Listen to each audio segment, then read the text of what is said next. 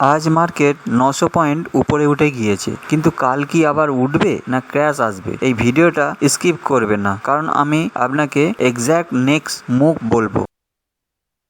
Welcome Govest India. আজ 8 April market একদম exclusive rally দিয়েছে। নিফটি প্রায় 3.7% উপরে উঠে 24,000-এর কাছাকাছি ক্লোজ করেছে। মেন রিজন হিসাবে ধরা যায় ইউএস ইরানে সিজ ফায়ার হয়েছে, অর্থাৎ যুদ্ধ বিরতি। এদিকে অয়েল প্রাইস ক্র্যাশ নিচের দিকে এসেছে, আর এদিকে আরবিআই স্টেবল তাদের পলিসি, মানে ফেয়ার সাডেনলি কনফিডেন্স। এদিকে একটা ডেঞ্জারাস সিগন্যালও আছে। মার্কেট একদিনে এতটা উঠেছে, মানে short covering plus panic buying. এই ধরনের র্যালি এরপরে অনেক সময় নেক্সট ডে প্রফিট বুকিংও আসে, আর 24,000 একটা স্ট্রং রেজিস্ট্যান্ট লেভেল।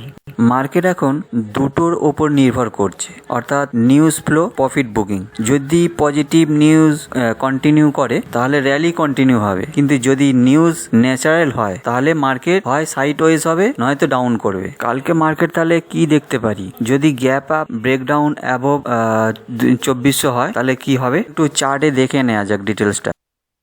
ক্লোজ দিয়েছে 23,997। প্রথম রেজিস্ট্যান্ট হচ্ছে 24,418 এবং সেকেন্ড রেজিস্ট্যান্ট হচ্ছে 25,036।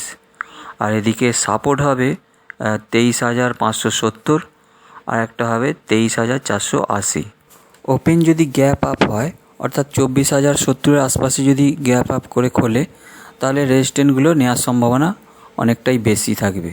এখন দেখা যাক কালকে কি হয়।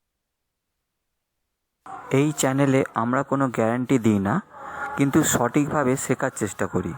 আপনি যদি এমন কন্টেন্ট চান, লাইক দিন আর সাবস্ক্রাইব করুন।